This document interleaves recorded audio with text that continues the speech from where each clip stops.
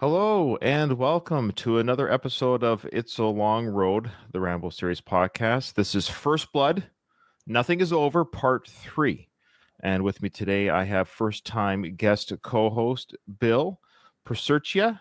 How are you doing? I'm doing very well. How are you?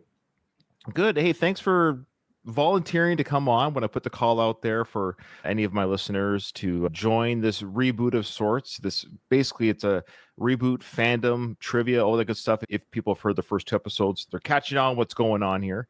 And Bill, he put his name in the hat and said, hey, I'd love to throw my hat in the ring and come on the show. So Bill, before we get going, have you ever been on a podcast before?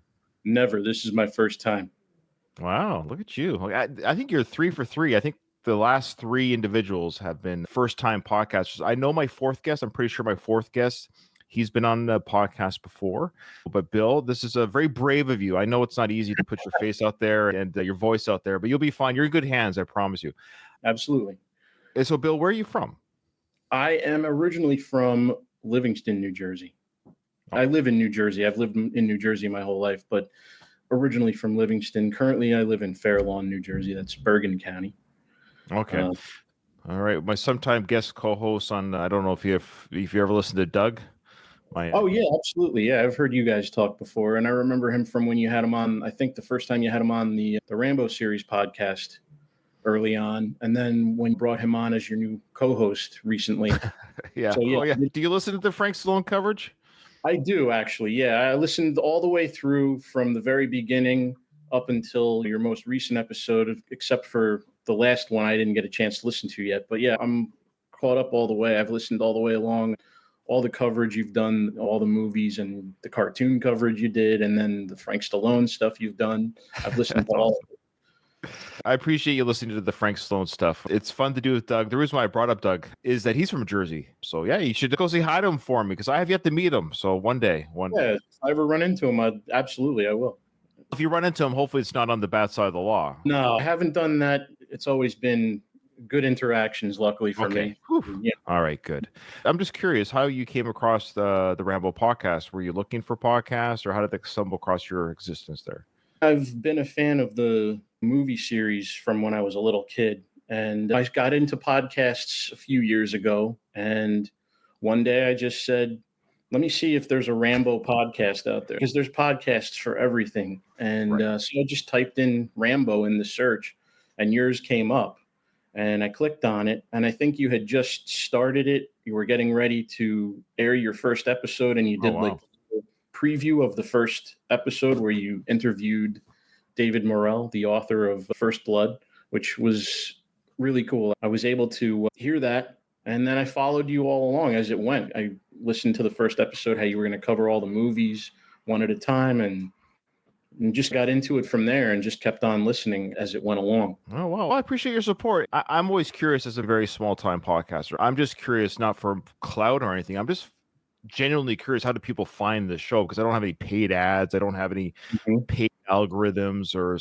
big podcasters. They pay for stuff to get the word out there. So it's really organic. So the fact that I think you and a few others, that's what they did. They literally Googled or searched in the podcast search app, Rambo Podcast. So when I started this journey, I think I mentioned when I first started this series, was I noticed there wasn't a long running Rambo podcast. Of course, a lot of film review podcasters, there are a dime a dozen out there, and I'm a part of that dozen, where they review like standalone episodes will be the one film. The one episode will be one film. So I thought, it'd be nice to do a deep dive into the Rambo franchise. So I dare say I probably am the only podcast that's done the deep dive into the franchise, for better, for worse.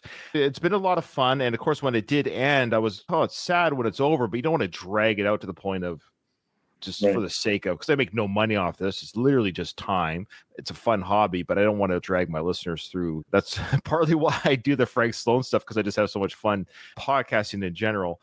But with the Rambo coverage, I was like, it's over. It is over. The film has ended. But then, of course, the trivia book came out. This is the whole point of this reboot, was this trivia book came out from Rocco. I'm like, hey, this is perfect. I could reinvestigate the series with the completely new guests. And you guys have already shown me some insights and discussion points that I didn't bring up at the podcast. So nothing is truly over. This is episode 3 of First Blood. And there's only one more episode left of First Blood. Again, if you're listening to this podcast and you want to be like Bill, there's still a few spots open, specifically in parts 4 and 5. I have spots open regarding the trivia and coverage for those because I'm only doing 4 episodes per film. I'd love to have some of my first-time guests come back. It's not a question of not having them come back. It's just I want a plethora of voices, and if you want to come on the podcast to be a part of that voice, let me know. Okay, so Bill, Yes. When did you first become a fan? Let's say a fan of Stallone overall. Or was it the Rambo series? Was it a different film? How did that journey start for you? I've been a fan of Sylvester Stallone's probably since I was a little kid. For me, it started with Rocky. Yeah. And I probably became aware of Rocky and Rambo about the same time, maybe a couple of years apart. But I remember watching mostly on cable at first, the Rocky movies that they had on cable. The first one I became aware of at the time was Rocky 3. And then from there, it went on. And for Rambo, I was actually thinking about it this morning. I was probably in about the 2nd or 3rd grade when it came out. Trying to think, it was 82, so I was about 5 years old. So I didn't even know about the first movie when it came out. Sure. I think I found out about it through probably when Rambo 2 came out. Right. I was a few years older. I guess I was about in the 3rd grade. So that's when I first became aware of Rambo. And I remember the cartoon. I remember watching it before school. My neighbor across the street, we used to carpool back and forth. So her mother would take us to school sometimes. And I remember watching it in the morning, waiting for us to be ready to go to school. And I had the lunchbox too, the Rambo thermos lunchbox. Oh, wow. Lunchbox. I had that. That's how I became aware of it, was through Rambo 2. And then my friend who was across the street, her older brother had recorded First Blood on TV and had a VHS copy that he had recorded off TV. So she loaned it to me. And that's how I became aware of First Blood, because I knew there was a part 2. So I was like, what's part 1? So I found out about First Blood, and then it just took off from there. And Nice. I've been a Stallone fan ever since. It started with Rocky and then Rambo and then everything else after that. Very similar journeys. I think I'm a couple years older, but because I was 7 or 8 when First Blood came out. But like you, I think a lot of people were introduced to Rambo because of part 2. I know First Blood came out, but obviously first, but I think a lot of people were almost surprised that Rambo was a sequel to First Blood because it seemed like such a standalone action film in the 80s. That, oh, hey, this is a sequel. Let's be honest, it really is such a different flavored film than the first film. Definitely. Yeah. I think even the Rocky franchise had that little bit of, like you talked about Rocky 3. Rocky 3 for me was the first one I saw in the theater. I'm pretty sure I saw the first couple at home. Again, I was very young, but when Rocky 3 came out, I was big into wrestling. And so it's that right age of going to the theater. It's a little bit of an action-packed type film compared to the first 2 films. So I think a lot of people our age is what I'm getting at. So our young age group got into the sequels before the more dramatized first films, both franchises. Yeah. So what's your overall fandom of First Blood? Where do you hold it in your echelon of films? It's one of my favorites overall, but it's also, I think, my favorite of the series. I like it best because I think for his character, he seems to be the most human. He shows the most emotion at the end when he has that final scene. But it's, of course, like just more, he seems the most human that he ever is in that film because it's not over the top too much. I suppose it could happen. It is a little crazy, but it's not as crazy as it gets later on. It gets more and more outrageous as it goes on into the series and the things that he does. But it's not inconceivable that first movie could happen to a person. His emotions, you can see, because he doesn't speak a lot in the movie. He doesn't have a lot of dialogue, but you can see a lot of emotion in his face. Yeah. How he reacts to things. It's all in his eyes. That's why it's my favorite film is the way he acted it. And he seems the most human in that film that he ever is, with his emotions and just being a regular human being and not like a not like a hero, but like just a, I don't know, superhuman. He was superhuman in those sequels, 2 and 3 in particular. But I totally agree. And we talked about, of course, during our coverage of the first film and in the podcast, but we mentioned how that the non-verbal acting is still acting. People equate, you have to talk a lot to act, but non-verbal expressions, body language, that's a big part of acting. And I don't think I could pull off that stoicism, PTSD, all that stuff that Stallone showed on his face. It was just his eyes. We talked about that. I remember his eyes in First Blood. It spoke volumes in many scenes. Awesome. We're going to get into the trivia. So here we go. So you got a pen and paper? I do, actually. Let me grab that. I keep forgetting. The funny thing is I'm grading myself in every episode, but I keep forgetting to write down my guess results. So get your pen and pencil ready to go here. Where class is in session. How did you fare in the first episode that you listened to? How did you fare with the questions? Do you recall? I did actually pretty well. I got most of them right. I might have got one or two where I wasn't exactly correct, but I'm pretty sure I was spot on with most of the questions, actually, surprisingly. Now, I know you haven't heard the episode 2 yet that came out. Those questions were brutal. You'll hear the episode, and my co-host and I at the time, we were blown away how difficult those questions were. It brought out great discussions, fun to talk about. And also, for the record, I'm losing horribly against my guests right now, but let's see that. Let's see if that trend continues today. Okay, here's the first question. According to the sheriff, what was Rambo charged with? I'm trying to remember when he actually verbalized it. I know they did the fingerprints down in the jail cell, and they were saying you got to clean yourself up for the judge. I'm just trying to remember. Oh, I think I remember now. I think it's when the Teasel walks in with Rambo into the station. He goes, "Here he is. Book him for XYZ." I believe that's what. Right. Yeah. He comes in and he's carrying his stuff that he took off of him, and he brings him over to the desk, and they start booking him and all of that, and then they bring him downstairs to get him cleaned up. First part when he walks in with them and basically just tells him what he wants them to charge him with.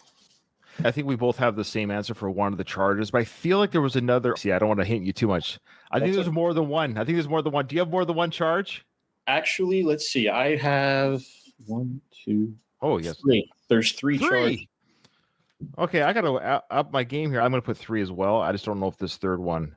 Yeah, there's 3. There's 3 charges that he tells him to charge him with. All right, next question.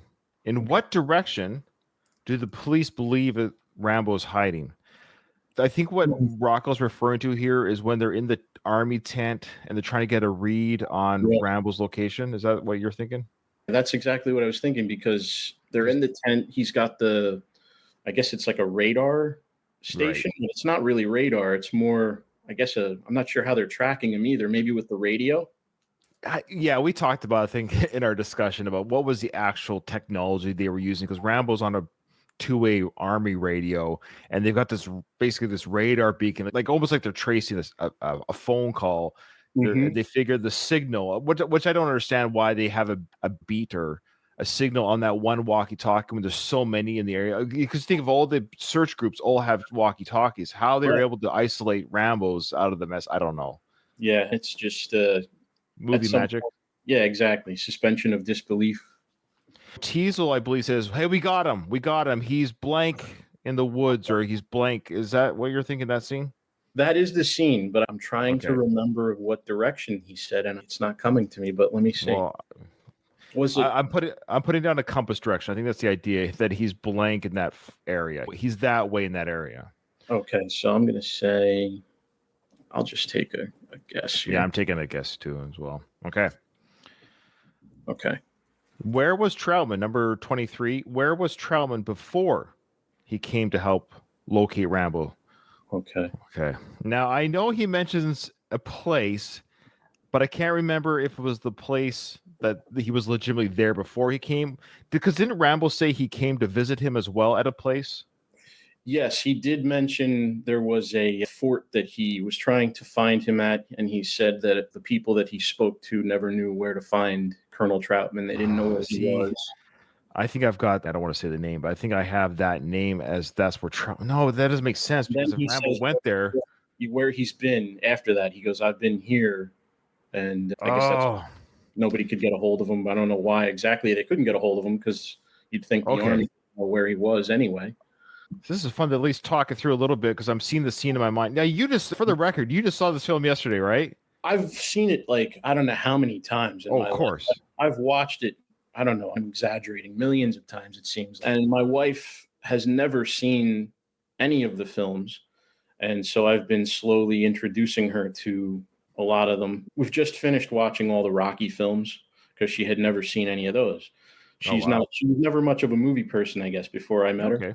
And I've always been a movie person. I've grown up watching movies and always loved them. Watched all the Rocky movies with her, and we watched First Blood for the first time, or for her first time, maybe about 3 weeks ago.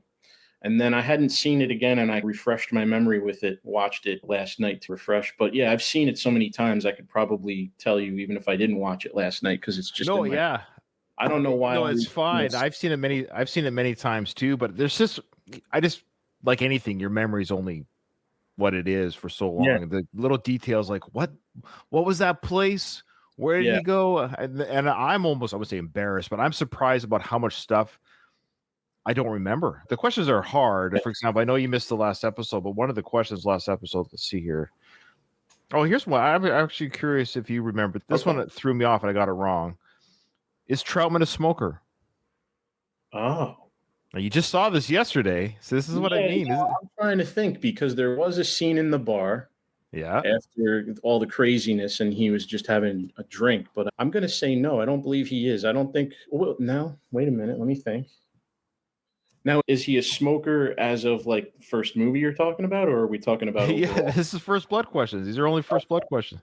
I'm trying to think, because for some reason I have in my head like a vision of him smoking a cigar or something at one point, but I don't think. Maybe. Oh, geez. All right, I'm going to just say I don't think he's a smoker, but I could be wrong. For some reason, like I said, there's an image of him with a cigar, but I don't know if that's from First Blood or not. I don't think it is. I'm not sure. See, this is what I love about memory. This is fascinating. And I only say it's not to point this out at you, because I've seen this movie like you 100 times since I was 8 years old. Yeah. And you're right about the bar. It's funny how your brain is like, the bar, Bill, the bar, because that's where he was holding the cigar. He was holding the cigar in his hand while he was at the bar. Okay. But I don't. He never puffed on it. He never. Yeah, he never. Yeah, you never actually see him take a puff off of it. You just. That's right. Okay. Wow. So I guess he is a smoker. I was wrong. And I was wrong too, because when you think smoker, you're thinking puffing. Like we all say Arnold Schwarzenegger, of course, we see him puffing on cigars. When I think of Troutman, I'm like, do you ever see him like puffing on a smoke? Mm-hmm. It's what you remember, like you said, the little things that you remember, or that you think you remember, even that you see, but you're not sure. I guess he is a smoker, but you never actually see him. We never see him smoke. Yeah. I wonder how many of our listeners with that episode got it wrong as well, because now we're 2 for 2, me and you. I think my co-host, he got it. Simon, he got it right, I believe, but I think he might have chosen, I can't remember his reasoning. I think he might have just said, oh, I'm going to take a while. Yeah, his thinking was, that's right, it's being asked because he is a smoker. Oh, okay. He took that angle. Like, he wasn't confident necessarily, but he was like, why is this question being asked if he's not a smoker? There's like a psychology to it. Yeah, almost. He took the psychology route behind that. Okay. What is Rambo's reason for entering Hope? Finally, I get one. Oh, his reason. Okay. Yeah. He was looking for hookers. I think I did a meme a few years ago where it was the Rambo character walking in town, said, if you see this man enter your town, just give him a sandwich. It solves a lot of problems. Just give him a bite to eat. Let him move on. Yeah. Yeah. All right. As Rambo walks into town, what do the 2 greeting signs on the Hope Archway say? Oh, look, we have it on our picture here on our backdrop here. Okay. Yeah, so I can't see it, so that's okay. I'm gonna try to remember. Let me see. Okay. So we have a bit of a cheat here. I apologize to Rocco. No, that's okay. I really can't see it because I think our cameras are blocking. Well, actually, really? You know what? I take that back. It's blocking the part of the bottom sign, but the top one is. Yeah, So there you go. If you want to give me an extra question to cover, that's fine. I'll. No, it's blocked for me as well, but I believe I know what it says underneath. So yeah, we have the top part. So again, for our audio listeners, what I'm referring to, we're recording on StreamYard, which goes onto YouTube for our visual people. Watch this on YouTube as well. I used the backdrop of the Rambo walking into town, and we see there, yes, gateway to Holiday Land. So we see it. So that's what I'm trying to show Rocco. But there's a sign that's hanging underneath that our cameras are blocking. I believe we'll just do that for the point there, Bill, because it's blocked for both of us. So if we both get that, yeah. All right, next question. Oh yeah, I guess we should say you probably may or may not remember, but yeah, this is my home province of Canada. I'm from British Columbia, Canada. So when I was a kid, we used to drive through Hope a lot because we'd have relatives who live in Alberta, which is the neighboring province to the east of British Columbia. So we drive through Hope all the time. And every time we drove through, of course, as kids, that's where Rambo is. We just got, to us, it was like Disneyland. It really was like Disneyland as kids. That's very cool. I do remember you talking about that. You had actually visited it recently after starting your podcast, and I've seen videos on YouTube. Other people have taken trips up there, and maybe one day I'd like to come up there and just check it out because it seems like a small town, but It is. they embrace the connection to Rambo, and it would be cool to see the statues that they have up there, the carved statues they do of. They have one of Rambo and I think one of Teasel up there. Yeah, it's a pretty quick visit. People have made it from across the world. I'm not going to lie to you and say there's a lot to do. There are tours. Don't get me wrong. Sorry, I shouldn't undersell it because the people that work there at the tourist industry there have really embraced it, like I said. And it is, if you're a Rambo nerd, it's your mecca of Rambo land. But it is a beautiful part of Canada. And if you go there in the summer, spring, like between May and June, maybe a little bit July, because it can get pretty hot there too. It's a great part of Canada and the beautiful province. That's my home province. But I live and I'm from Victoria, which is Vancouver Island. But anyways, yeah, we traveled to Ottawa where I live now. I'm in the military. So our family traveled for the move for me to work here for a few years. But we're going to be going back in the summer 26 back to the island. And yeah, we'll be making our stop. Of course, so we're going to have to make another stop. Yeah. I've only been to Canada once, not a couple of years, more than a couple now. Feels like it was only a couple of years ago. But with my uncle, we took a trip to Montreal and Quebec. I'm sorry. So I'm not sure where that is in relation to Hope, if it's anywhere near there or not. No, it's the equivalent of like I'm only 4 hours, 5-hour drive north of New York right now, where I live right now. So to drive to where I am to Hope, it's like an 8-day drive. It's all across the country. So it's like driving from New York it's like driving from New York to Portland. Oh, wow. Okay. So it's like going across the country then. Yeah. Oh, yeah. Wow. Okay. Yeah. So I was nowhere near. I don't feel too bad about it that I missed but you missed it. You're in the right country. Still a ways off from being anywhere near it though. Yeah. It's a healthy flight. Yeah, you'd have to fly. You could drive, but you better plan a couple of weeks. Okay. All right. And the next question. Okay. How much time does Lieutenant Clinton Morgan give Rambo to come out of his hiding place? Oh, yeah. Well, I can hear his voice too. There's two answers I'm thinking of that it could be. I'm trying to say, okay, I think I know what it is. Now, I should give you bonus points if you say it properly, not just the time. No. Got it. I'll take that. Because I mentioned that in the first episode. Do you feel, Bill, that sequence of the National Guard was too goofy for the tone of the film? I could see the necessity for it because, I think if that had really happened, they probably would have brought in National Guard or reserve units to find this guy, or it would have been, who knows, it would have been the FBI, it would have been, who knows, they would have had like a huge, probably concerted effort. But yeah, they brought in the National Guard, and the guys that they brought out, not all of them, but the ones they focus on in the big scene are regular guys that work in town, and they're not full-time, so they're not really, I guess, too invested in it. And I guess they're a little goofy because they don't really take it seriously. It's like a trip to them almost, the way they seem when they're there, and they're being really loud too, yelling, talking to each other. And if this was the real deal, they'd probably be very quiet because they don't want to give away their position. They don't want Rambo to know that they're there looking for him, but they're being real loud and they're taking photographs. And they do seem a little goofy, but not too much. Not so much that it was a good scene. It was a funny scene, like, in a way, but also it was interesting to move the plot along. I agree with the civilian part of you. That's a good angle. I can appreciate that they are reservists. We call them reservists here in Canada, meaning they might have other jobs. This is the weekend. That's why they're called weekend warriors. The idea that they are available for natural disasters or this kind of thing. And they're not Monday to Friday or 365 days a year. They're focused on military life, so to speak. They basically put on the uniform, not like a costume, but it's, oh, hey, we're on call. And like a volunteer fire department, almost like, oh, we have a fire, we better get dressed and go. So they were probably just excited, maybe giddy, that they get to do something in the small town where they, hey, we actually get to chase a bad guy. We got this crazy war veteran who's gone rogue. He's gone like anti-American, as they're thinking, or he's fighting the country. We got to take him down. So they probably got a little bit giddy. We talked about how they might be excited. That's fine, that they get to do something, and maybe careless with their excitement. But the whole give that man a cigar and I don't know, and then the bullseye is just carnival or Yeah. And I think they did that on purpose, though, to show you that they're a little inept at what they're doing because they don't take it seriously. They're not following exact protocol of how they would really approach a situation like that if it was anybody else. But yeah, Well, mission accomplished. They showed it already. Mission accomplished. they were a little goofy, but I could see why they put that in the movie. There was a reason why they did that.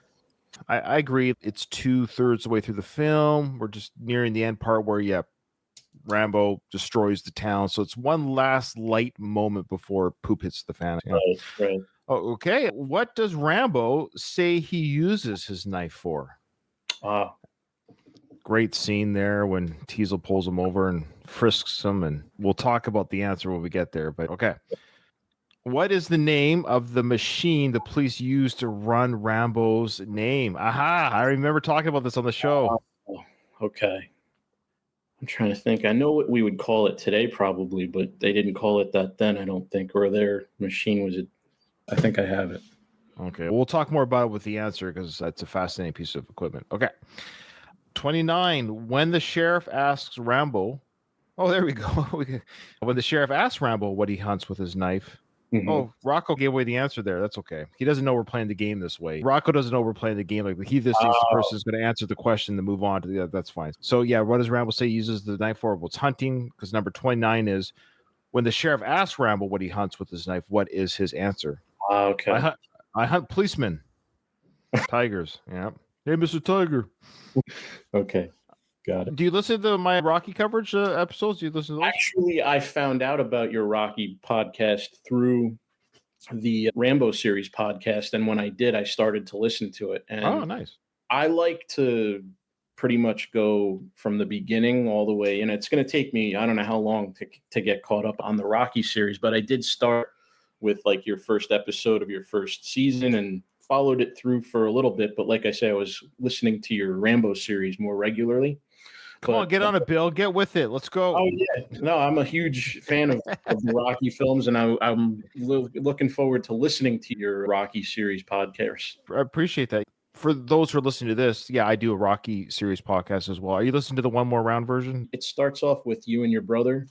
Oh, you're listening to the first one. You're listening to Going the Distance. I went right to the beginning, and I started. Oh, wow. It's you and your brother, and then I think as it went along, and I'm not too far along into it. I might be through the first film, and I think I'm into the Rocky 2 episodes, but you start bringing guests on at that point, I think. But it's always, I think, in the beginning, it's you and your brother, which I thought was really cool. Those are the early days, my friend. So, yeah, Bill, you're really going back into the archives. So, again, if you're listening to this, you're like, so, yeah, I have a podcast right now that's currently being recorded with Katie and Kyle, my co-host for that, called One More Round, the Rocky Series podcast, which just means what it sounds like. I retired or finished the Rocky franchise with my brother and ended up with doing it with Katie and Kyle because my brother, spoiler alert, Bill, my brother's semi-retired. You ever think about retiring? And so my brother retired from podcasting. He tapped out. He had not in a bad way. His life got busy, just family, job, and he wanted me to continue. So basically Kyle came on as a co-host, and Katie, you'll see how that transitions when you listen. But anyways, I say all that because when I was done, I had a good time with Katie and Kyle, and they were bringing on fresh new perspectives. And I'm like, oh, I feel bad for them. They never got to start at the beginning. So I'm like, fine, I'll do it one more time. So that's why I started the One More Round, the Rocky Series podcast, because I got to do with them again. So that's what started this journey with the Rambo. I was like, oh man, it's done. But I feel like there's more to say. And that's why we're doing the Nothing Is Over version of It's a Long Road. Boy, those first episodes with my brother, they were terrible. I'm surprised you got through them.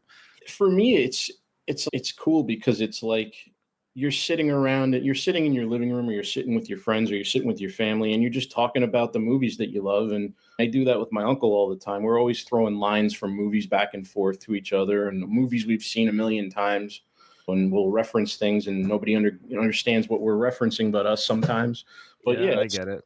That's the feel I like about your show, is that with all your guests, it's so conversational and it's very organic and natural. It's not like you're looking at a script. You're just talking and having a conversation and hanging. It's almost like you're just hanging out with your friends or with your family, like I say, and you're just talking about the movies you guys love, which is great. Yeah, there's no script. It's very obvious we're not prepared for anything. All right, last question. Okay. True or false? Does Troutman say Rambo's trained to eat things that would make a sheep puke? Okay. All right. Funny. Okay. Drum roll, please. Here we go with the answers. All right. Okay. So, what did you get for number 21? According to the sheriff, what was Rambo charged with? Okay, so he was charged with vagrancy, resisting arrest, and carrying a concealed weapon.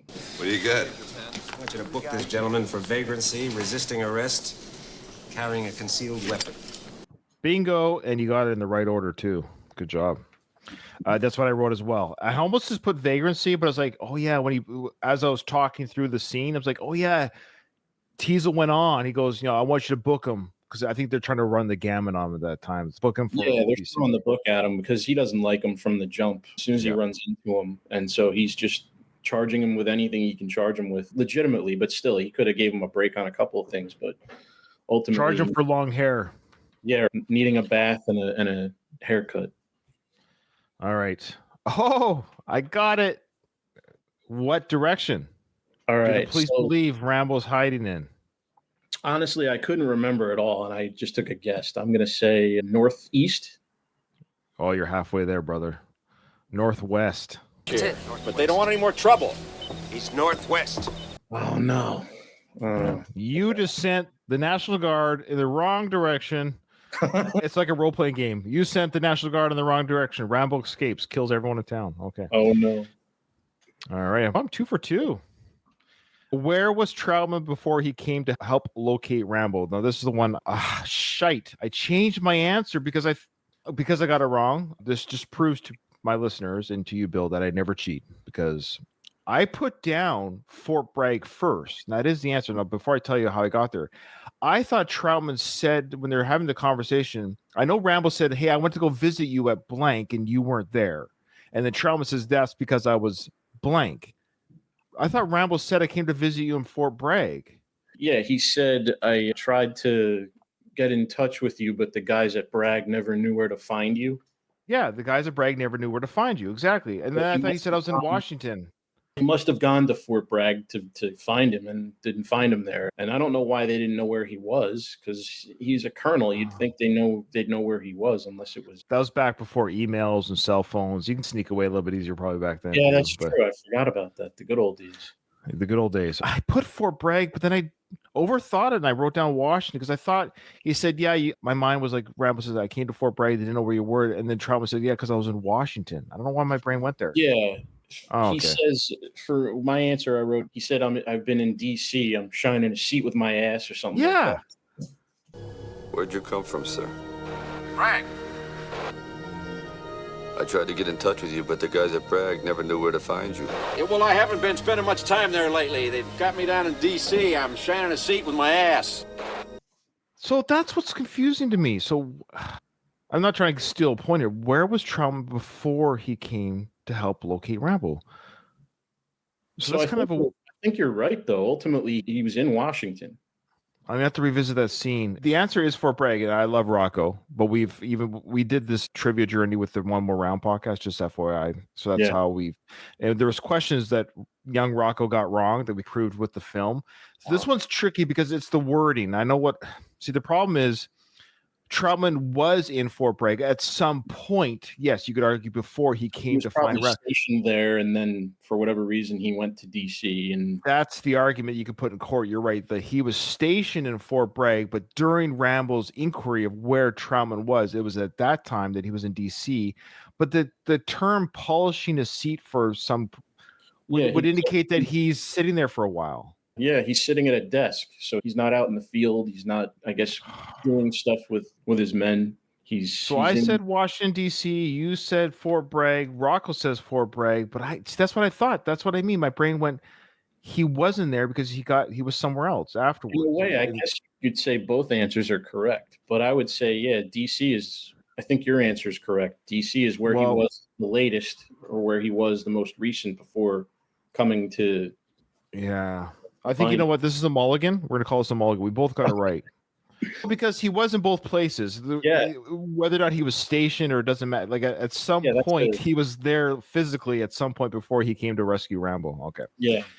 All right. The next question, this is easy. What was the reason? I didn't even write it down for entering Hope? Why did he come to Hope? He had to find Delmar Berry. He was looking for his friend. Oh, okay. No, sorry, it might be you're thinking too. That was a different town that he was in. I always thought it was the same town, and then he wandered around a little bit, but maybe that was. Let's argue. What was his purpose for crossing the boundary of Hope when he walked in? I guess he was just passing through. At one point, he asks the sheriff, "Do you have any place I can eat around here?" You got someplace I can eat around here? There's a diner about 30 miles up the highway. There you go. There's your answer. I mean, he's just passing through. I don't think he was there for any particular reason. That's very astute type thinking. In theory, you're right. Had Teasel not even pulled him over, we could argue, would he have stopped to eat? Was he just saying that just to say, I'm just looking for something to eat? Was that really why he was there? Yeah. I think he was legitimately looking for somewhere to get a bite to eat because he was probably really hungry. He's been living. Probably. And who knows what kind of food he comes across, but yeah, it's interesting. I never even considered the answer at the beginning because I just thought that's the whole joke is like just give this guy something to eat. Because you're right though, he was there to see his friend, but where that location was, we're never really told. Like it's definitely in that area, but he walks from that house to the inner city limits of Hope. Yeah, now that I think of it, they do separate that with him wandering and walking down the highway, and you can tell he's gone a long distance, and then he shows up in Hope. So yeah, I guess it is a different town. So look at me being nice to you. Look at me being nice to the guest because I knew that's what you would know, but that's logistics. So you were answering like, why is he in the geographical area? Yeah, to find an old friend, but why did he go to Hope? We all know to get something to eat. Okay.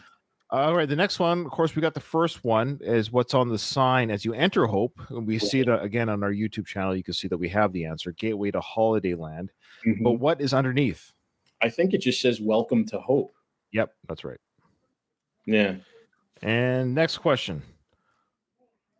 How much time does Lieutenant Clinton Morgan give Rambo to come out of his hiding place? Okay, so I was torn between two answers because I could hear his voice as soon as you said, his name. You got to pick one. You got to pick one. I wrote my answer. I did pick one, and I believe he said, "Rambo, I'm going to give you exactly 60 seconds to come on out." Close. Yeah, you're right about the 6 and 0. That's the military way of answering, but it's 30 seconds. Now I'm giving you just 30 seconds to come on out. Oh, that was the other answer I was torn on. I was with 0 or 60. Did he give him 30 seconds or a full minute? Because it felt longer than 30 seconds. Before Who's got the bazooka? Who's got the bazooka? Yeah. So I'm giving you exactly 30 seconds. That's right. Of course, I know you have this one. What does Rambo say he uses the knife for? Of course, hunting. Why would you be carrying a knife like this? Hunting. All right. Now, let's see what you wrote for 28. What is the name of the machine the police used to run Rambo's name? It's called the teletype. Yes, you got it, brother. Listen, Will, you sure picked one hell of a guy to mess around with. Just came over the teletype a few minutes ago. Okay, when Teasel asked Rambo what he hunts with his knife, what's the answer? Name it. What do you hunt with a knife? Name it. There you go. That's a great line. If I was to write this film and I was given the task to answer Rambo's question, I don't even know if I would have come up. Maybe I would have come up with anything or something to that effect. But the two words "name it," that's a great answer. Yeah, because it's very short and it leaves a lot of things open. What is he hunting out there? What is he going after? He's got a little bit of an attitude because he's frustrated with the situation. Sure. So he's going to try to maybe give it back to him a little bit. And so that's a smart answer to give. I don't remember his answer to that, but he didn't like that answer. He's got a tough guy here type thing. Yeah. Yeah. All right, last question. True or false? I think you've got this one. When Troutman says Rambo's trained to eat things that make a sheep puke, what was the answer? That is false. It wasn't a sheep. He said he was trained to live off the land and to eat things that would make a billy goat puke. To live off the land. To eat things that'll make a billy goat puke. Exactly. Now that I have you here, I should just do this right now. What is your score? Which ones did you get wrong? I got the question of why was he in Hope. I got that wrong because I thought. Oh, no, we gave that to you. We gave that to you. Okay, so then that one's correct. Oh, then I guess I got the 60 seconds was my answer. That was wrong. Yeah. And I got the direction wrong. that he was looking for him in. So maybe was it just the 2 then? I guess it. Yeah, I think you got 8 out of 10. So yeah, okay. You only got 2 wrong. Look, I got to fight for my marks here because I got destroyed in the first 2 rounds. So I think I'm making a little bit of ground. I got all 10 right on this one. I can't believe it. Wow, that's great. These were a little bit easier. I'm not just saying yay me, but like I said, when you listen to episode 2, you'll see why. I'll be curious to hear what your personal score was when you listen to that episode. Yeah, I'm gonna definitely. Yeah, let me know. Okay, there you go, folks. That is episode or part 3 of First Blood. Nothing is over. This was a fun revisit again of this wonderful film, and to have you on, Bill, was an absolute joy and pleasure. And I hope you had fun being on the show.